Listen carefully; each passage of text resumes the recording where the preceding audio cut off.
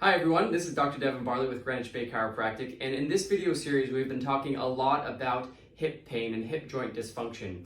Now we know that the hip is very complicated. There's tendons, ligaments, muscles, bones involved, and so today we're going to talk about 3 tests that identify where the pain may be coming from.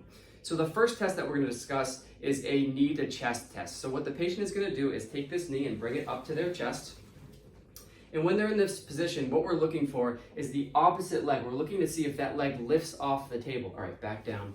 If that happens, what we know is that that's a tight hip flexor. The hip flexor complex is far too tight and it's actually lifting that opposite leg up, and that's contributing to the pain. The next test that we're going to do is Faber's test. And so this is really to test more that hip joint, the actual joint itself, the ball in the socket. So what I'm going to do with the patient is I'm going to have him in a figure 4 position, and then I'm going to apply a little downward pressure on that joint, okay? And we're going to hold it there.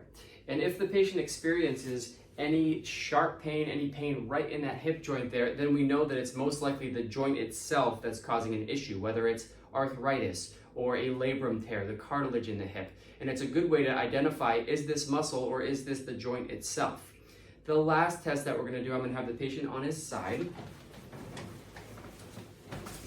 And what I'm going to do is I'm going to lift this leg up and back.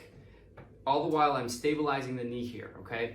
While I stabilize the knee, I'm going to then let the knee drop, okay? And what we're looking for is that knee to drop forward. If it doesn't, and it kind of stays right where it's at, then we know that it's a tight TFL. The TFL runs from the top of the hip joint all the way past the knee. And so what we know is that you can feel pain anywhere along it.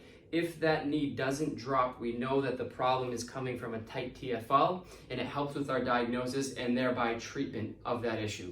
So these are 3 very simple tests that we can do to identify the source of your hip pain so that we know how to accurately treat it appropriately. Thanks so much for listening. We'll see you on the next video.